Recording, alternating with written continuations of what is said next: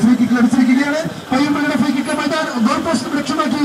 പക്ഷേ അത് കണക്ട് ചെയ്യുവാൻ പയ്യമ്പള്ളിയുടെ സ്ട്രൈക്കർമാർക്കാർക്കും സാധിച്ചിട്ടില്ല. വീണ്ടും വളരെ മനോഹരമായ മുന്നേറ്റമാണ്. ആദ്യ പകുതി അവസാനിക്കുവാൻ ഏതാനും മിനിറ്റുകൾ മാത്രം അവശേഷിക്കുമ്പോഴും ഇരു ടീമുകളും ഗോൾ ചെയ്യുന്ന സമനില പാലിച്ചിരിക്കുകയാണ്. പയ്യമ്പള്ളിയുടെ മറ്റൊരു മുന്നേറ്റമാണ്. അവിടെ ലൈൻ റഫറിയുടെ വിസിൽ മുഴുകിക്കഴിഞ്ഞു. കോട്ടത്തറയ്ക്ക് അനുകൂലമായ മറ്റൊരു ഫ്രീ കിക്കാണ്. കോട്ടത്തറയുടെ ഫ്രീ കിക്ക് എടുക്കുന്നതിന് വേണ്ടി കളിക്കാരുടെ ടീം കൂടിയാണ്. മൈതാനത്തിന്റെ പടിഞ്ഞാറേ മുന്നിലുള്ള ഔട്ടർ ലൈനിൽ നിന്നും ഫ്രീ കിക്ക് മൈതാനത്തിന്റെ പയ്യമ്പള്ളിയുടെ ഗോൾമുഖം ലക്ഷ്യമാക്കി. ഇതാ പയ്യമ്പള്ളിയുടെ ഗോൾമുഖത്ത്.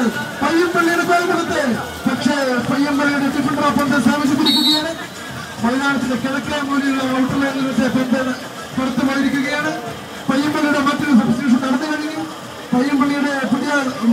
പുതിയൊരു സബ്സ്റ്റിറ്റ്യൂഷൻ നടന്നു കഴിഞ്ഞു. കോട്ടത്തറയുടെ മുന്നേറ്റമാണ്.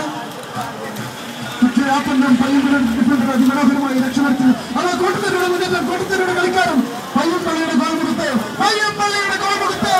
പക്ഷേ ആ പന്തും രക്ഷപ്പെട്ടിരിക്കുകയാണ്. ഔട്ടർ ലൈൻ കടന്ന് പുറത്തു പോയിരിക്കുകയാണ്. പയ്യമ്പള്ളിക്ക് അനുകൂലമായ